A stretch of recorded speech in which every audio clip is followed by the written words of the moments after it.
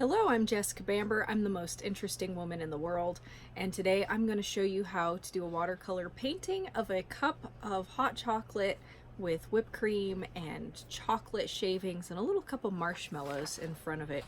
By the way, meet my kitty Carmen. She's named after the car Carmen Gia. In the background, you'll likely hear my husband and son talking every so often. This is the outline of what we're going to paint. And if you would like to get the outline, you can go to my Patreon page. You can patronize me. With that, you'll get the videos that I do here on YouTube. Eventually, there might be ads on these YouTube videos. Right now, there aren't. There won't be ads on the Patreon videos. You'll get the outlines that I do. You'll get a reference photo when I do use one. And if you subscribe to my top tier, you're a top tier patron, then you'll get a high resolution copy of the image that I paint and share with you. If you use that image for anything, please don't get rid of my name. Leave my signature on it so that I get credit for having done it. Enjoy. Oh yeah, you can find me on Facebook. I'm Jessica Bamber Artist. You can find me on YouTube. Well, you're already here on YouTube. You can find me on Instagram. I'm Jessica Bamber Artist. You can find me on Patreon. I'm Jessica Bamber Artist. I will have links to all of those in the description down below. Don't forget to subscribe to my channel and like this video and like all the other videos and watch them all and share them with your friends. I've got my sketch done. I did that in colored pencil. I did that in mechanical pencil. Try to keep it kind of light because once you paint over it, you're not going to be able to erase most likely the areas that you painted over unless you're actually removing some paint. And so keep it light unless you want an illustration effect, and that's not what I'm going for here. I'm going for photorealistic. Here I've got my material list, which you will find on Patreon. I'm using Canson watercolor cold press 140 pound paper. I like to buy the 12 by 9 inch block, and then I cut those sheets of paper in half, and so I'm dealing with a 9 by 6 sheet of paper here that I'm going to paint on. I use blue painter's masking tape. You could use washi tape, but the blue painter's tape is cheaper, and that's how I roll. Got clean water. I got my cup for water. I've got my painting surface, and by that I mean the table that my piece is taped down to. For brushes, I've got a 20/0 liner, but a little bigger one will work. Basically, you just want a real fine tip brush for real fine detail. I'm using round 0, 2, 6, and 10. And then I've got this flat brush. It's not actually completely flat. It's got a little bit of an edge to it, but sometimes I do use a flat brush, and it's a 1/4 inch or 6 millimeter. And mainly this is used for cleaning up paint. You could use one of your round brushes, but I really like how that flat one helps clean up paint.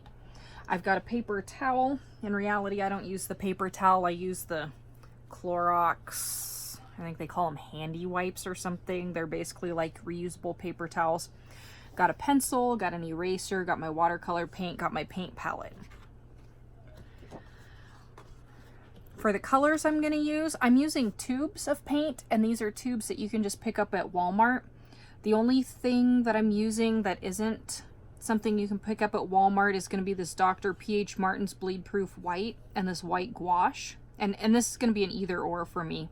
And I don't know, maybe your Walmart's really cool and you can get those, but mine's kind of small. So my colors are going to be lemon yellow, yellow ochre, raw umber, burnt sienna, Payne's gray, lamp black, and Chinese white. Oh yes, I've also got my scratch paper and my reference photo. My reference photo you can find on my Patreon page, and I also usually add the reference photo to the beginning of my videos so that you can see what it looks like in case you're not one of my patrons. I'm going to start by painting the lightest areas of the photo first, or of the watercolor painting, and those are probably going to be the marshmallows.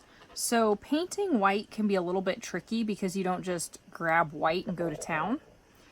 You're basically painting negative space, so you're painting around where the white is, and it's pretty uncommon for there truly to be white in photos and paintings. Usually if you look really carefully, you'll see that there's a slight hint of some other color.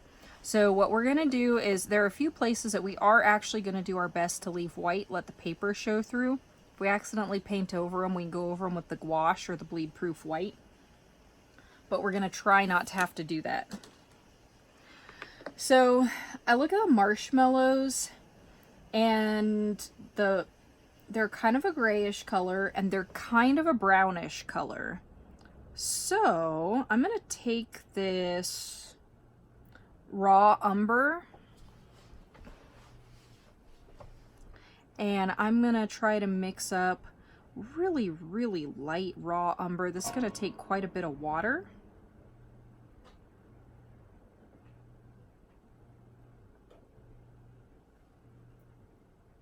I'm going to test it out. Oh, that's going to be beautiful hot chocolate color, but it's not quite the color we want it for the marshmallows.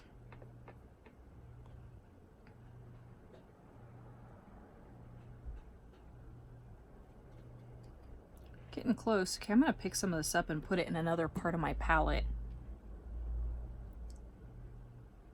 I might end up grabbing a bigger brush. Yeah, I'm going to grab this round 10 because it'll help me soak that up better. We're going to end up doing a lot with this brown color because there's so much hot chocolate, and it's a beautiful, beautiful hot chocolate color.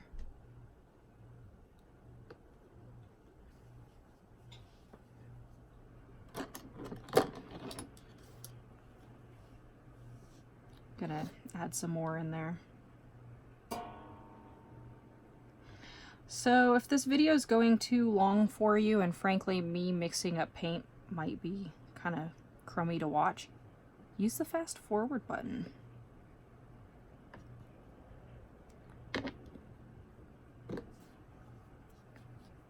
Or you can use this time to lay out your paints on your palette.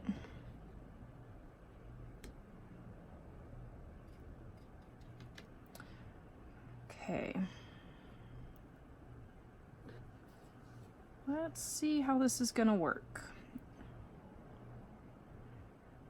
We want to get really, really light colors in here. Try to get those brushes out of the way, because we can always come back later and make it darker, but it's really hard to make it lighter if we go too light. I'm going to mix up some Payne's gray here too, really light Payne's gray.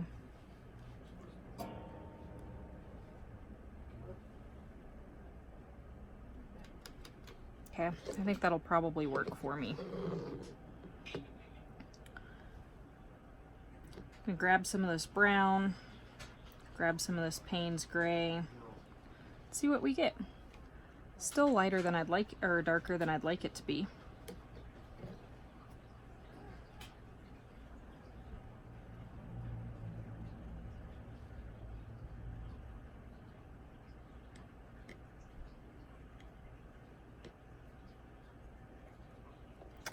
Now we've got it. You're probably going to have trouble seeing this as I paint it because it's really, really subtle.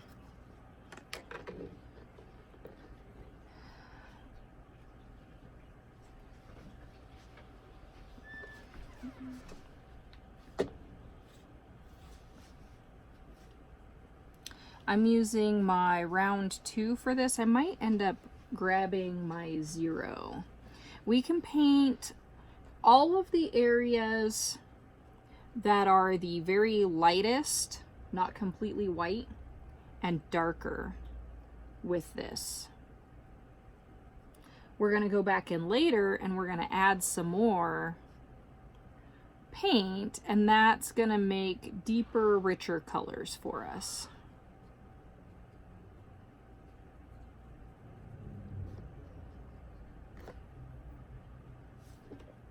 The cup is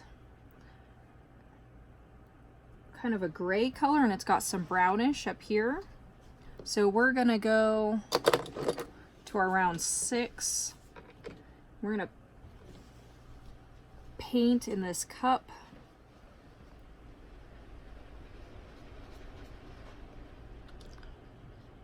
You can lay down the color and then you can grab some water to help blend it out and help you get a lighter color. Now there are a couple spots on this cup that are almost white, and they include, or pretty much white, they include the inside of the handle and some highlights on the outside of the handle. The highlights on the outside of the handle are pretty fine, so I'm going to end up hitting those with white gouache or bleed proof white later. The plate that this is sitting on is also a gray color. Well, it's white, but the highlight or the shadows make it look gray.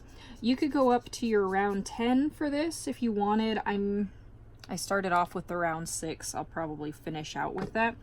There are going to be some areas on this plate that we accidentally paint over that need to be white, and that's okay. We will hit those with the gouache or the bleed proof white.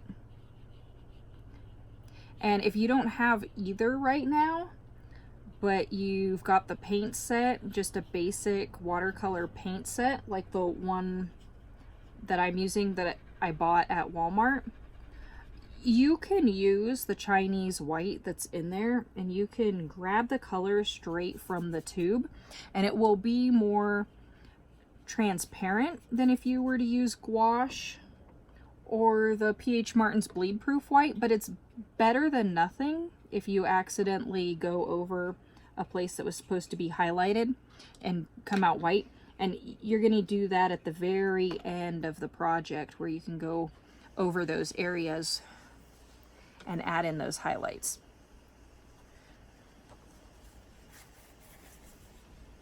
So I don't want you to think that just because you don't have the gouache or the bleed proof white, you can't get started on this today. You definitely can. Okay, so we've got some areas here. Oh, you know what? I'm going to hit the rim of this cup here with this gray as well. Going to be very subtle. You're going to have trouble seeing it, but that's okay.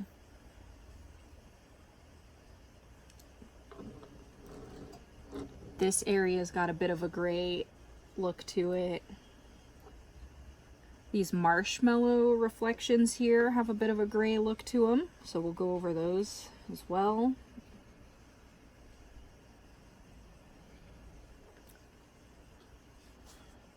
Now we're going to paint this section here where the whipped cream and the chocolate meet, and it's got a little bit more of a brown tint to it. So we're going to go back and grab that really light brown that we started with for the marshmallows, and we are pretty much going to just paint over this entire area here where the hot chocolate and the whipped cream mix. We're even going to paint over that little gray area that we just painted. This is going to be so fine that you're going to look at it, and so subtle. You might look at it and say, I don't see any color. And that's okay. That's what we want. We want it to be very, very subtle right now.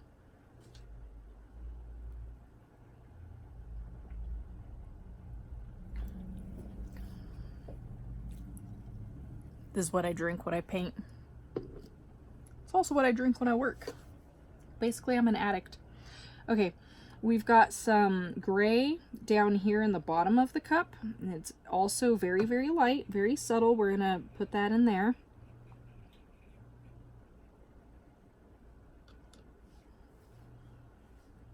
I'm going to mix up some more of that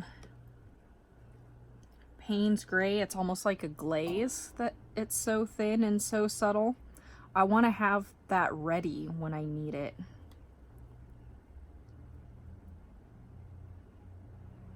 When you looked at my swatch paper, probably didn't look like there was much of a difference between Payne's gray and black.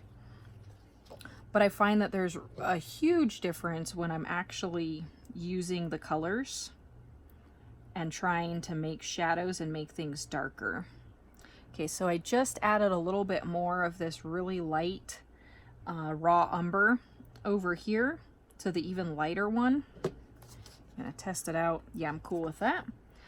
We are going to paint over, not this gray part of the chocolate, But this part of the chocolate here, so this is where the bottom of the glass is, we're not going to hit that with the brown. There are some areas down there where it's brown, but we'll hit those later. You might want to bump up to your round 10. I'm still using my round 6. Trying to butt the color up to the outlines without doing a paint by numbers gig here. And then I will be a little bit more haphazard with the way I paint in the rest. That way I've got some lines that I can go up to as barriers. Our goal is to get coverage on this brown area. These will be some of the lightest areas in there.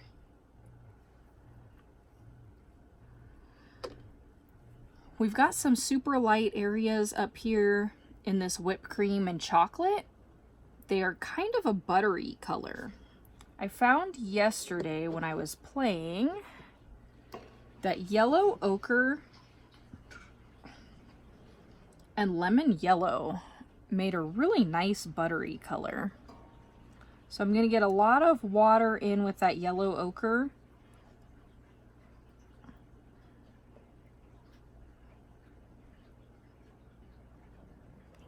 Then I'm going to add some lemon yellow.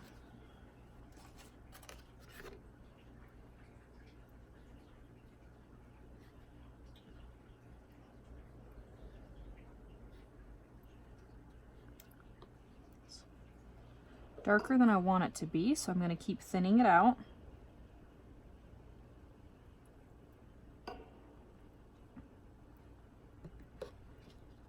Still darker than I want it to be.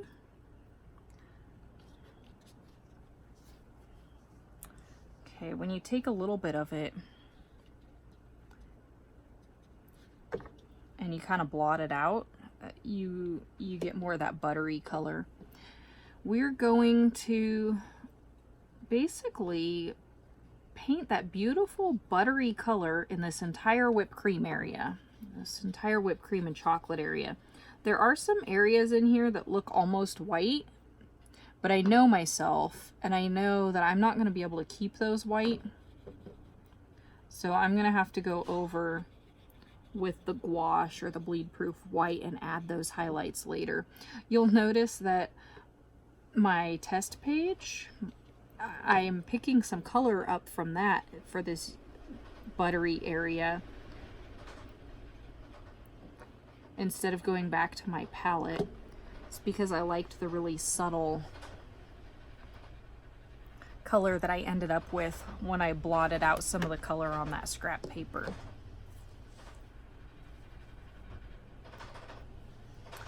We now have our lightest areas painted. Next, we're going to we're going to fill in some of those areas, make them a little bit darker. And we're going to tackle the hot chocolate in the mug next.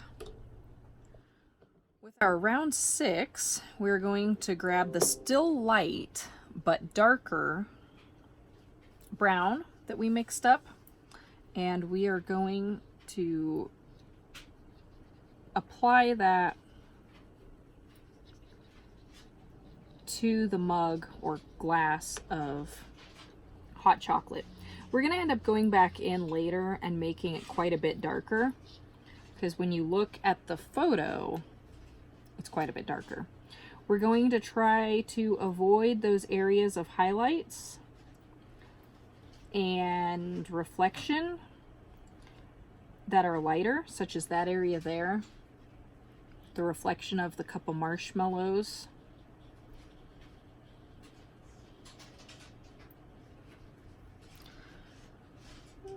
We can make this reflection of the table a little bit darker.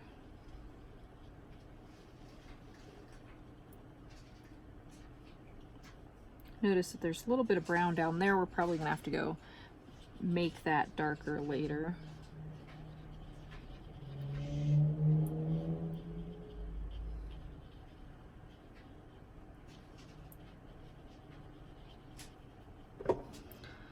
I do want to hit this with some brown, So I just got some water on my brush and pulled some of the brown from surrounding areas into it. I'm gonna go down to the round 2.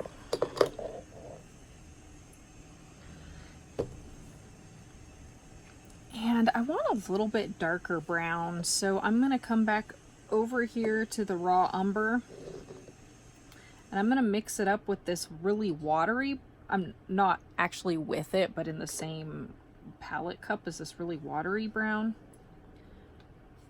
We're gonna use this for our darker areas in this area where the whipped cream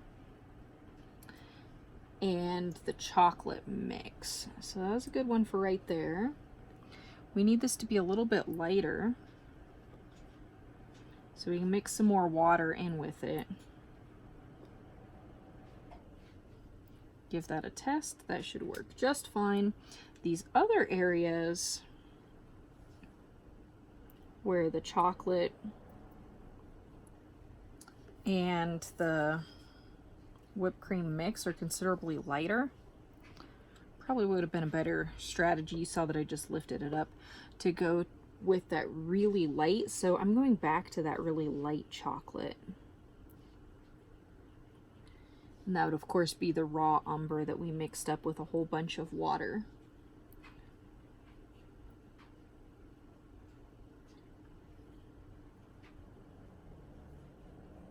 I'm gonna dab up that area. It's a little darker than I'd like it to be.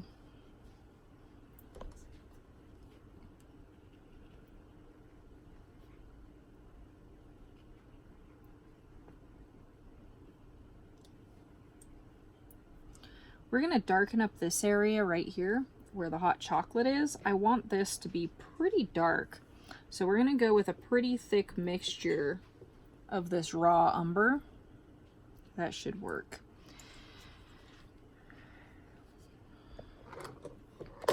Gonna grab the round 6 for this.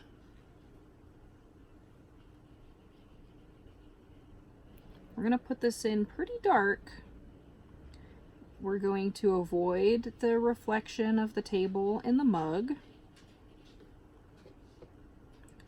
We're gonna avoid this reflection here. And we're gonna avoid the reflection of the cup of marshmallows too.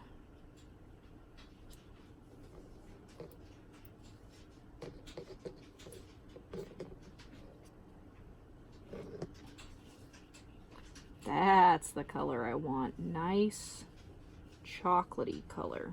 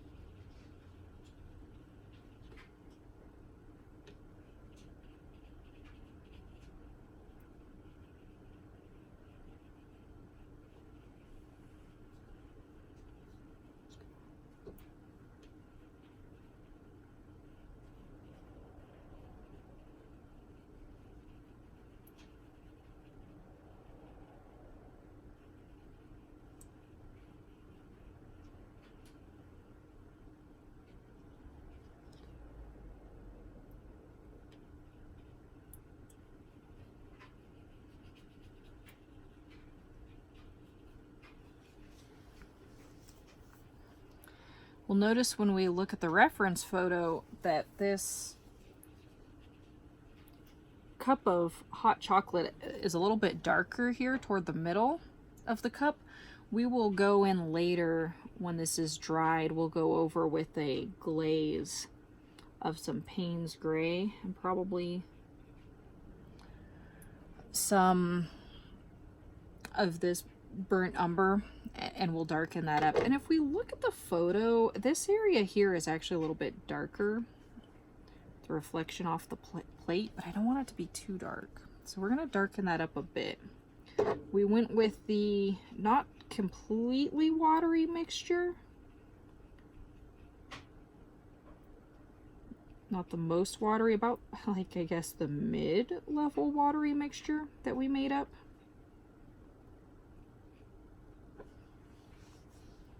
I like that. When we look in the marshmallow reflection, there are some really dark areas too. We're gonna go in, we're gonna fill those in with that mid-grade watery mixture.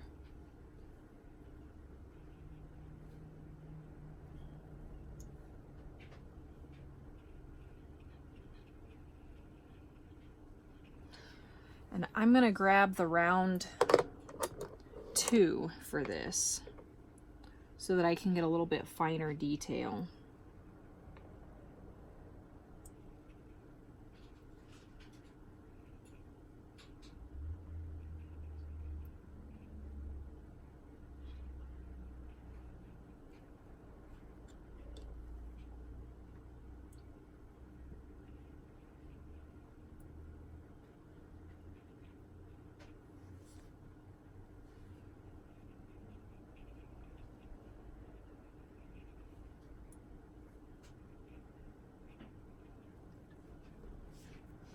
I'm gonna grab that really watery Payne's gray, try to put it in here so that this is the reflection of the plate.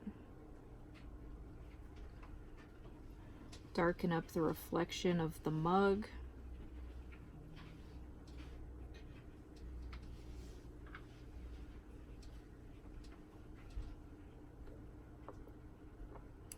Gonna go in here and, well, that, I'm gonna leave that, otherwise I'm gonna mess that up.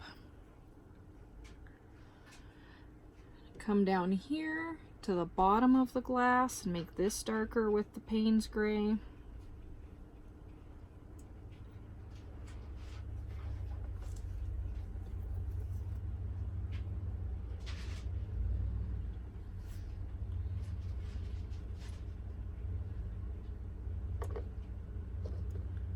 Try to make these sections of the plate darker. Woo, that's really dark. If you go too dark with the Payne's gray, it ends up looking black, like it just did there. And that's not what we want on this, at least not yet. We might want it later.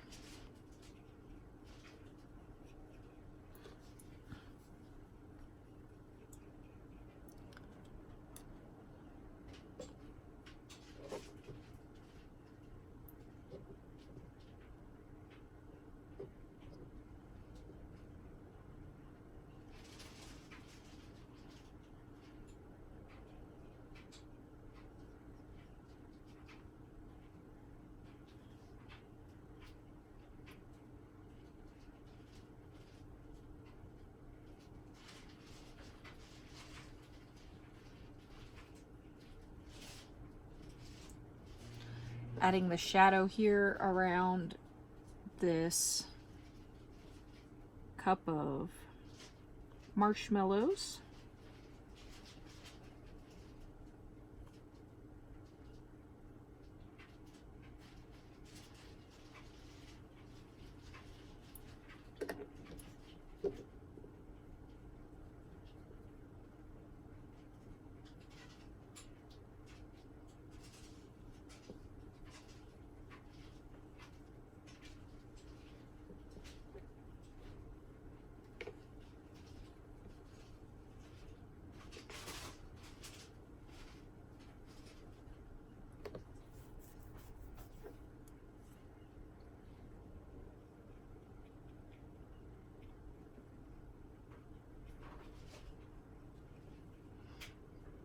And the reference photo looks like maybe there's some whipped cream sitting over here, or maybe the plate's catching some reflection of the whipped cream. I don't know, but it's a lighter area, and I'm not going to include that. And you know what? I'm not going to include that little highlight there either, because in the reference photo, what we've got there is the window, but we're not drawing the window into this. And it's fine if you end up putting that highlight in.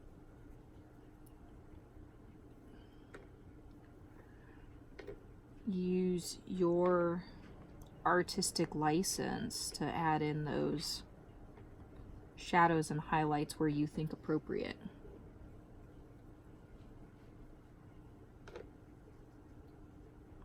Try to blend this out so we don't have a harsh line.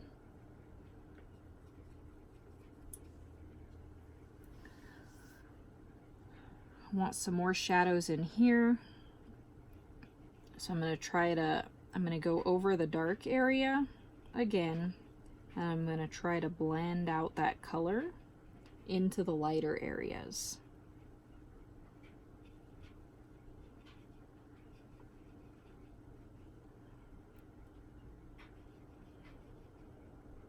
You know what, I'm going to get rid of that highlight as well. Reflection.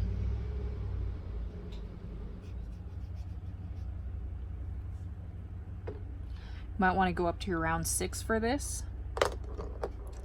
And that's what I'm doing.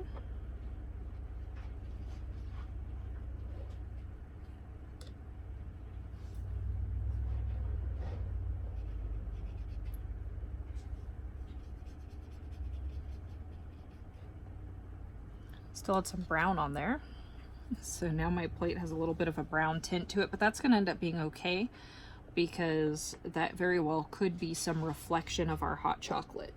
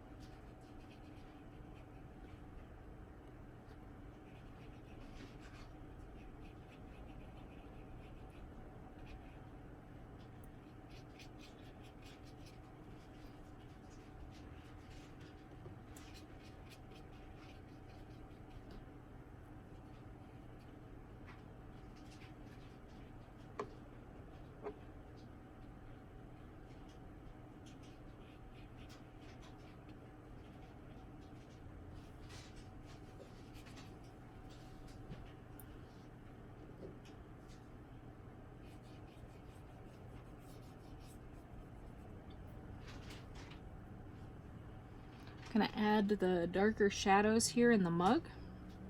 I'm probably gonna end up going down to the round 2 for this.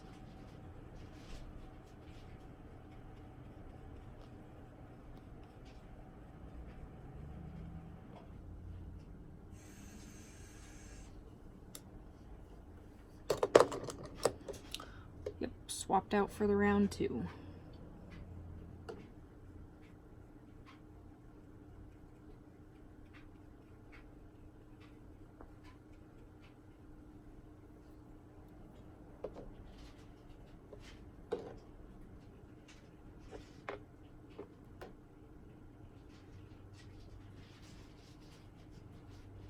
Saw me grab the little bit darker mixture of Payne's gray there for this area, and I'm going to try to feather this out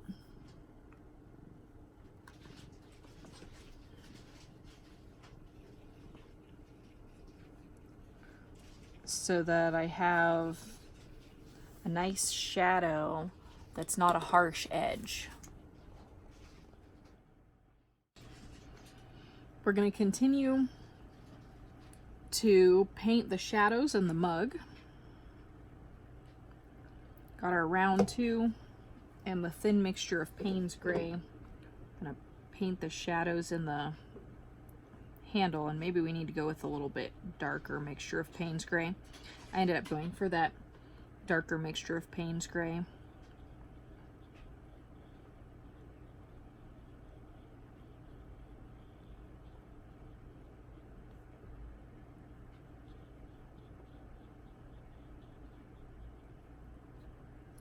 You'll notice that some of that shadow makes its way up into the handle, so I pulled that up into the handle. We ended up with some paint from the bottom of the cup right here in the handle. I don't want it there, and I don't know if I'm going to be able to get rid of it. If I'm not, I can hit it later with the Dr. P.H. Martin's or the gouache. But this is where I can take my flat brush, got it wet, and hey look, that got rid of that nicely. That's why I keep this brush handy. Just got it wet and kind of erased the color, if you will, with the wet bristles.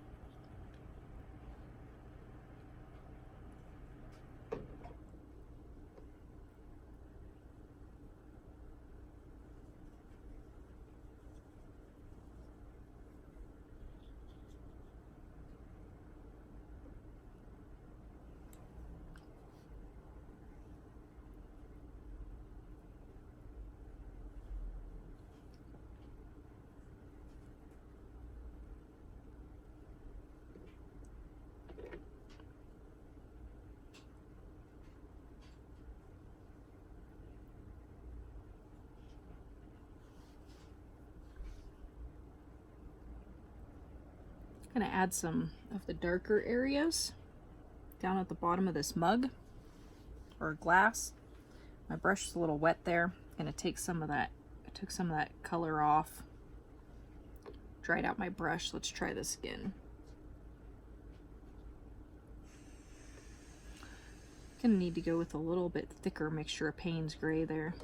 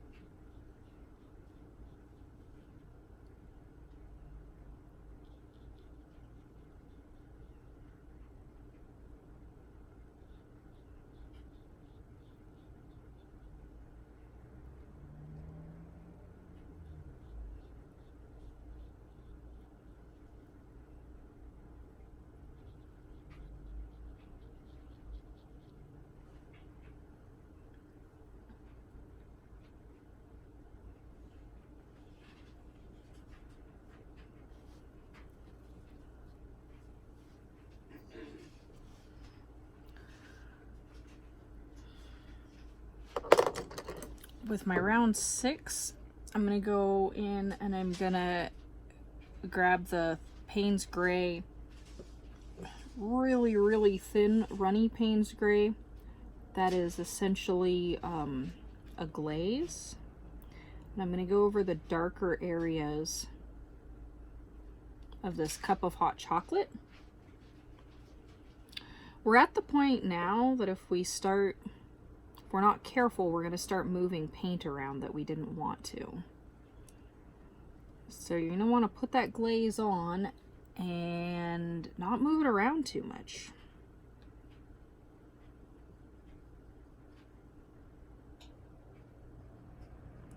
You'll see that I'm kind of dabbing the glaze on. It's going to give me kind of a dabbed effect in the end, most likely, but that's okay.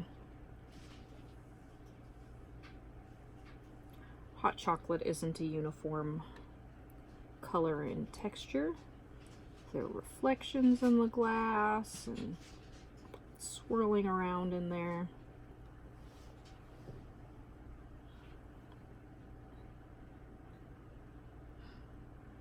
I'm gonna mix up some more of that glaze.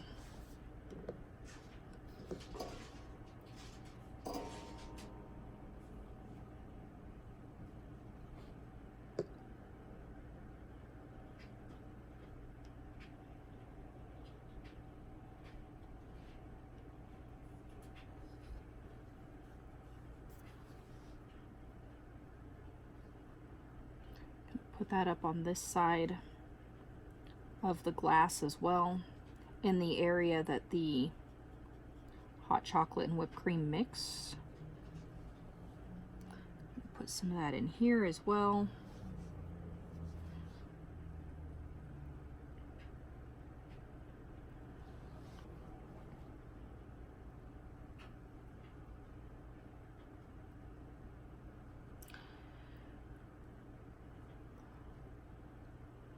We need to do something about this area that the hot chocolate is in, where the hot chocolate and the whipped cream mix.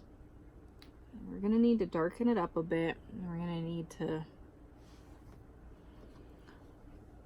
add that really light mixture of raw umber, and in fact it might end up being a little bit too dark, so I'm gonna add some more water to that. Oh, you know what? Scratch that. We can probably grab this mixture. That was our lightest mixture. Yes, that works well. Okay, so this was the really light raw umber with the Payne's gray mixed in, and that is going to be a great color for showing the swirls where the hot chocolate and the whipped cream are swirling together in there inside that area of the glass. Come over this area too, make it a little bit darker.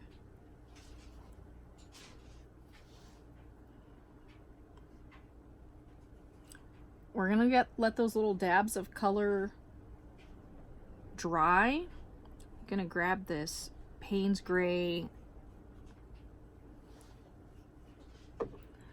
Gonna grab a smaller brush, gonna grab the Payne's Gray Glaze, and I'm gonna use it as a subtle outline on the outside of this glass. We're not really doing an outline, but if you look at the reference photo, you can see there almost is an outline. And you'll notice when you look at a lot of things that are white or clear, there is very, very slight outline between the object and its background, and that's because there's a refraction index of the clear object, whether it's water or glass or whatever, and it makes it so that even though it might be clear, there's a slight color variation between the edge of that clear object and the object behind it. And I'm sorry if you're better at science than I am and you find that wrong and that drove you crazy. That's just the best way I know to explain it. Interestingly, if you have a glass of water or oil or something and you have a rough gemstone and the contents of the glass is the same refraction index as that gemstone, you can find the inclusions in the gemstone by dumping it or by dropping it in that glass of mixture, because the inclusions will have a different refraction index. So essentially that gemstone disappears. You can't really see it. I mean, you can, but I guess you'd have to do it to see what I'm talking about.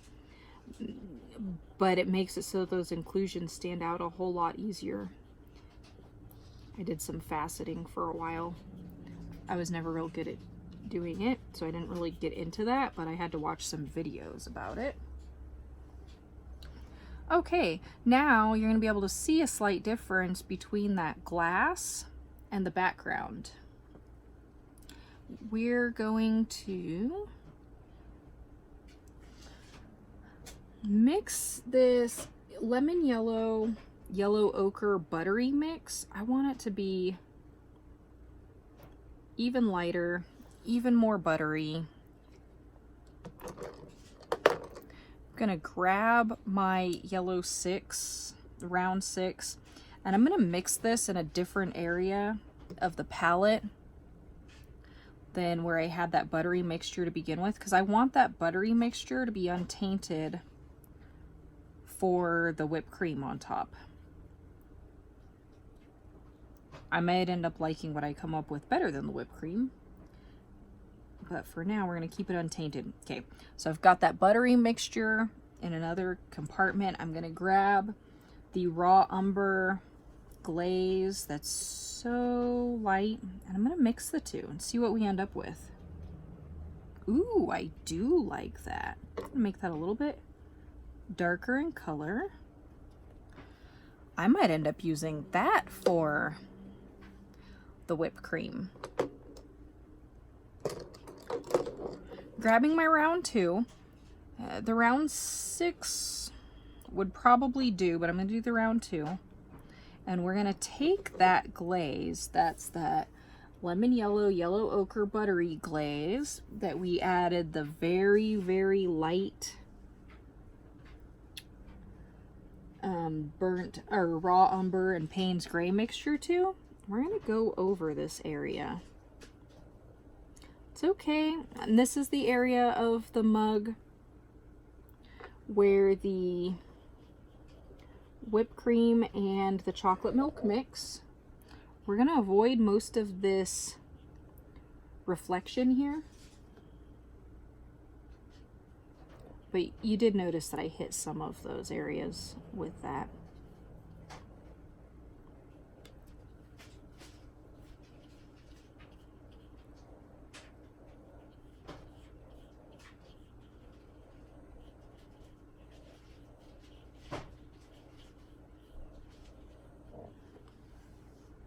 I like that.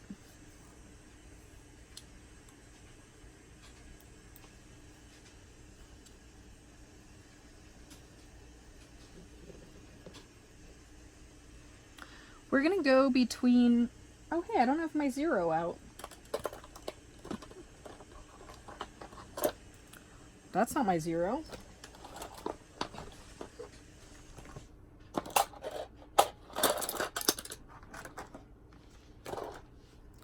We're going to go between the round 2 and the round 0 to add detail up here in the whipped cream and chocolate shavings. And actually, to me, what it looks like is this area here is whipped cream, and this is a mountain of chocolate shavings. Our chocolate shavings are more buttery looking than the whipped cream is. So we're going to use this lemon yellow, yellow ochre, raw umber, Payne's gray, really light mix that we used here, where the chocolate and the whipped cream mix. We're going to use that for the whipped cream down here, and then we're going to use the more buttery mix for the chocolate shavings on top. And then we're going to use some raw umber and probably mix in some Payne's gray for the dark chocolate shavings that appear. Going to add the dark areas to this whipped cream where the pieces of whipped cream mix. I'm probably gonna have to go back in and make it a little bit darker. For that, I can grab the Payne's gray raw umber mix. Doesn't quite do what I want it to. I'm gonna pick that up with this paper towel.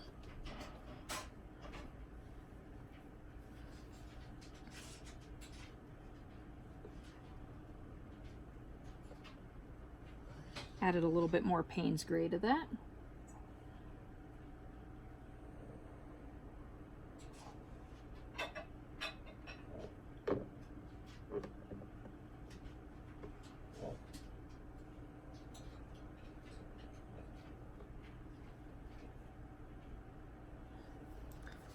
My brush is a little wet. I dabbed that up.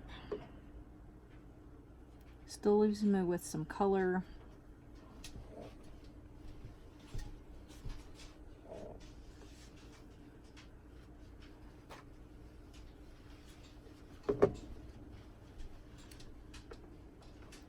This is a very watery mixture of Payne's gray, where I'm adding in the shadows on this whipped cream.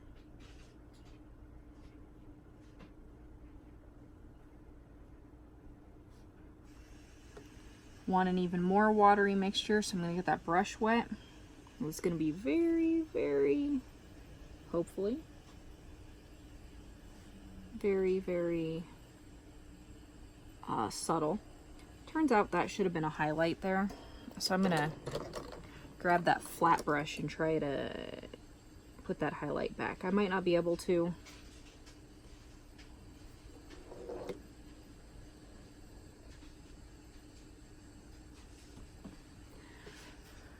And if not, that's okay. I can go back with my highlight color later, that being the gouache or the P.H. Martin's Bleed Proof.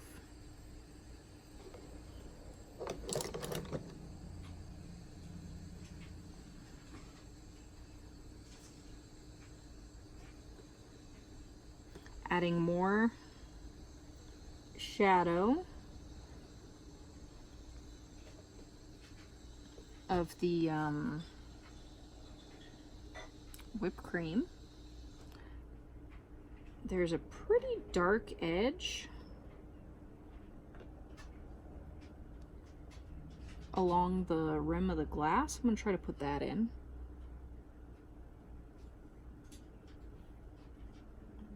And then it lightens up as we move to the right of the painting. So same color on the brush. I just got it wet. It actually took off more than I wanted it to. So I went and dipped the brush again.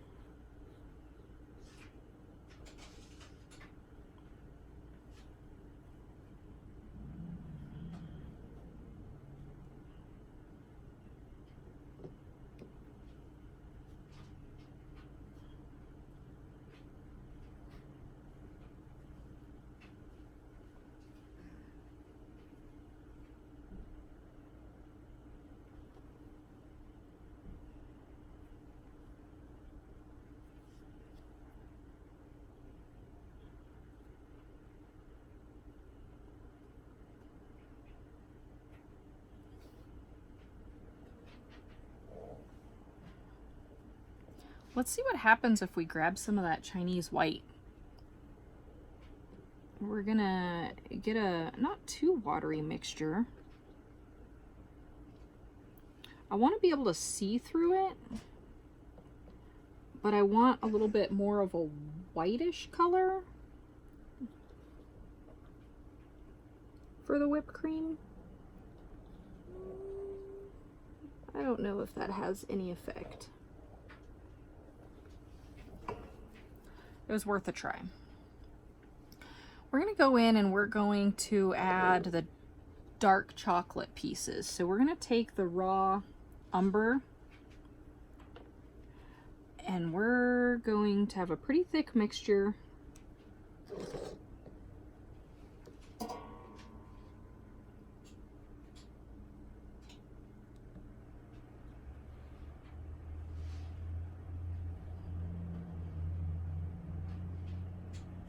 Gonna grab some Payne's gray. Want a pretty thick dab of that too. Mix that in there. Let's see what we end up with. Not dark enough. More Payne's gray. Got too much water in there is what it is.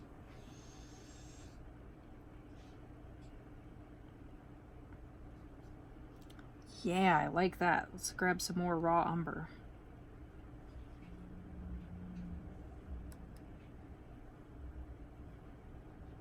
Nice. Okay.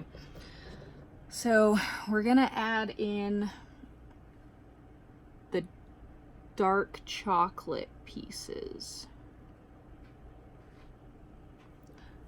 These are basically the darkest parts of our photo, and I think that it's going to be easier to add in the white chocolate and the rest of the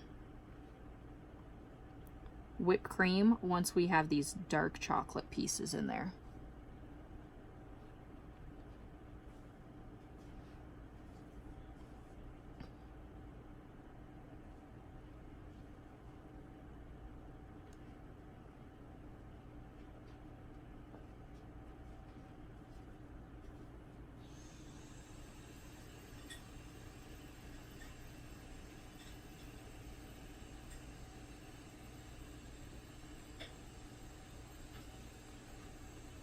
And it's not real clear from the sketch where the dark chocolate pieces are and where the white chocolate pieces are and where the whipped cream is.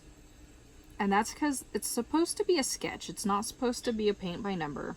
It's just supposed to give us an outline to follow, and then we can use some of our creative artistic liberty to add the other pieces.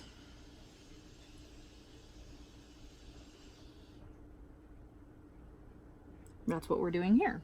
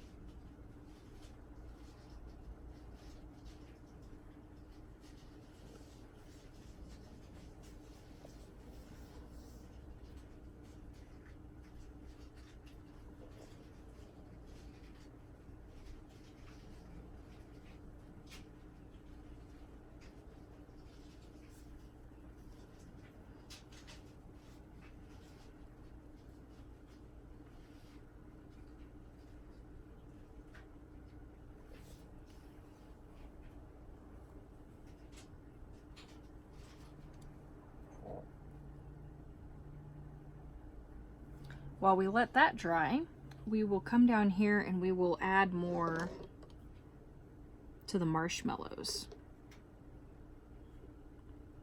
We're going to add the darkest colors in here.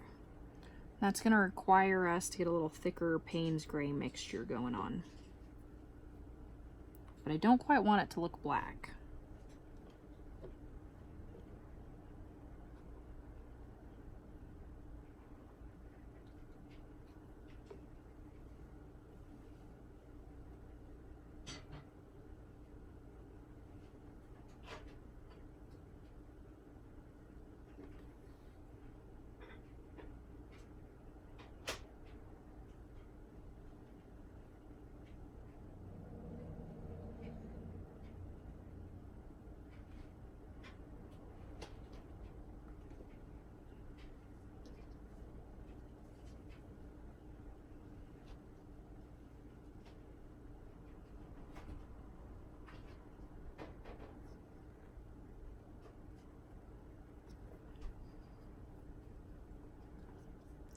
Now we're going to go with the lighter mixture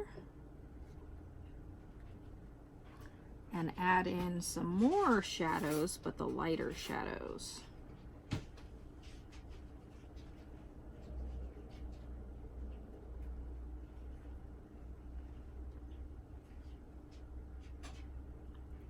We're going to try to be aware of where the marshmallows are sitting and what other marshmallows are likely casting a shadow on the marshmallows. So these marshmallows here are behind these marshmallows here, so they're going to have a shadow on them. We want to make sure we capture that shadow.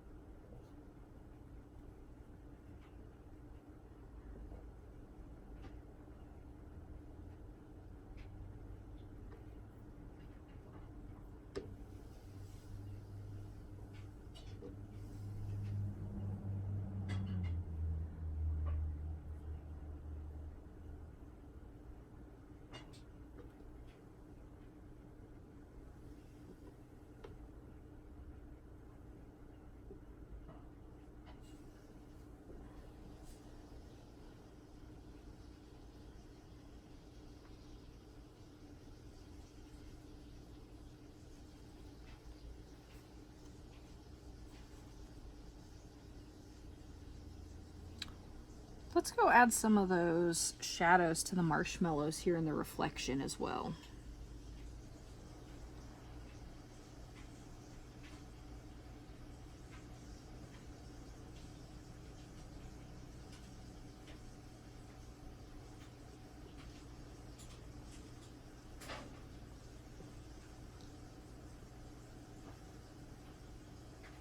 We don't want to put too much detail in the reflection, because where there's more detail is where your eye is going to be drawn.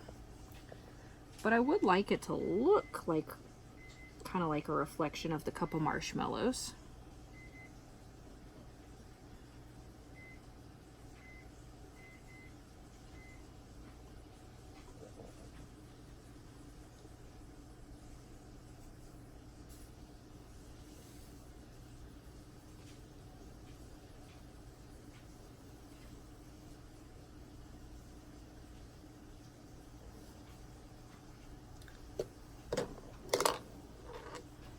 Grabbed the round 2 for this.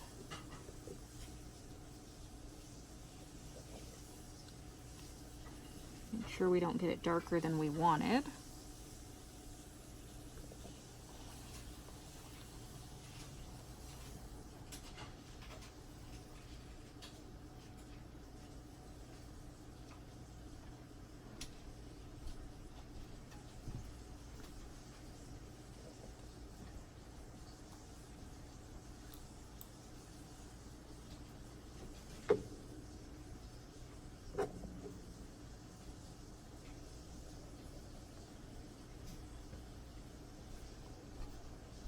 adding some shadow here to this area. Trying to blend out this shadow area here. I'd like this overall reflection to be a little bit darker, so once it's dry I'm going to go over it with Payne's Gray, make it a little bit darker.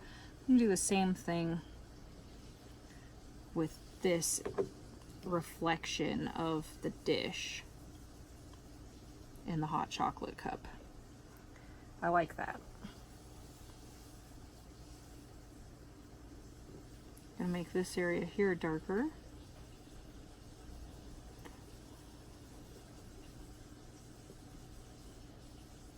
And feather that out here. I want this to be darker too. Not quite that dark necessarily.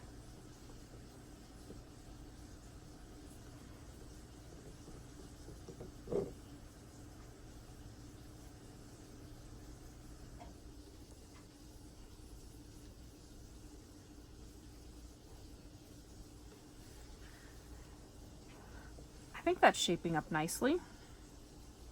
We are going to add some more of the slightly brown color to the marshmallows. So I'm picking up my round 0 and I'm going to grab, I think I want this raw umber Payne's Gray mix. I'm gonna grab the raw umber Payne's Gray mix, the broadside of some of these marshmallows, actually most of the shadows, kind of a chocolatey feel, probably because they're picking up a reflection from the chocolate that's actually in the picture. Most of these shadows have kind of a chocolatey feel to them as well.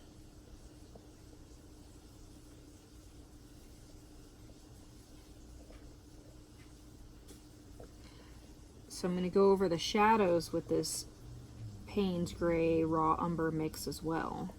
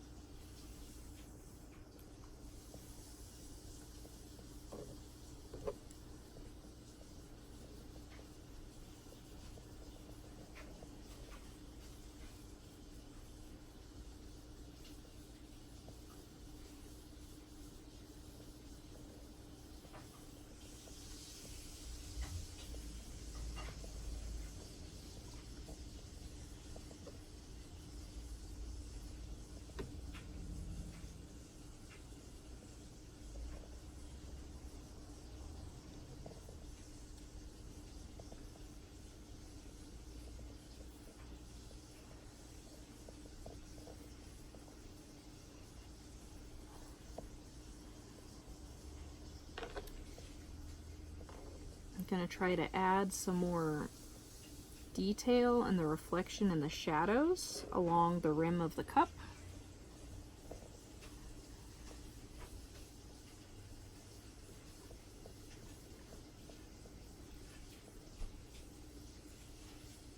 And in the handle.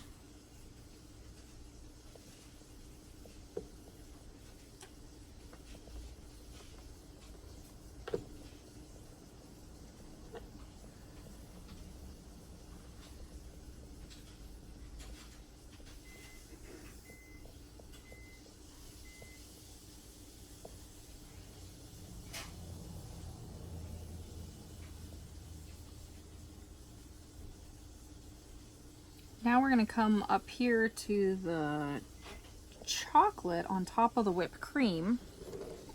We're going to add a little bit more of this yellow ochre to that mixture that we used for the whipped cream to make it a little bit more buttery looking. And we're going to use that for the white chocolate shavings.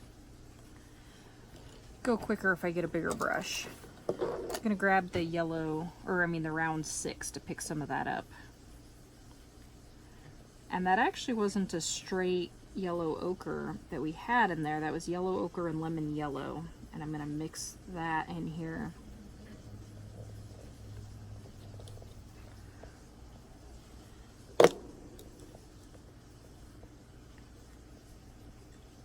I like it. So this part's going to be a little bit tricky because we've kind of just got a mishmash of stuff on top of this glass. And now we're supposed to add detail to make it look like white chocolate. Good luck. I may grab that lemon yellow, yellow ochre as well. Might help me out. Now remember where we went in with the Payne's gray? Those were shadows. We can hit those again with this buttery color. Down here toward the bottom was a lot of whipped cream, and we don't necessarily want to cover up our whipped cream.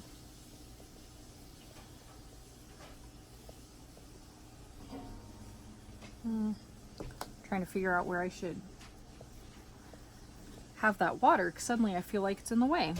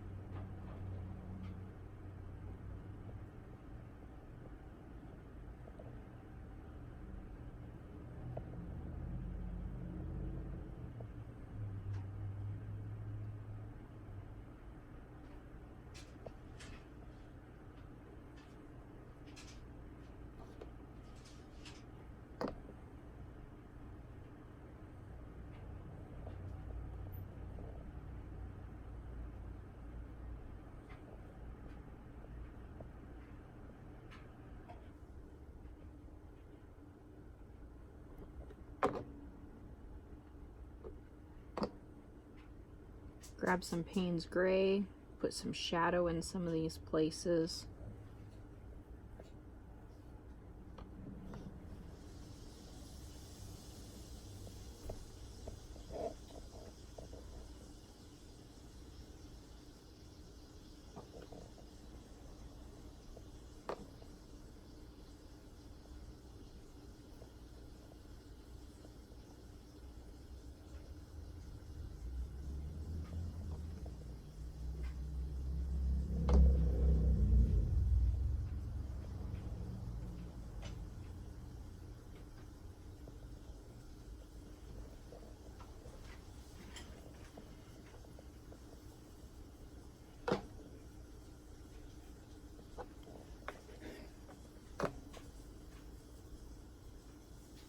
Dropping some Payne's gray in here and letting the randomness of watercolor take care of where that shadow is going to end up going.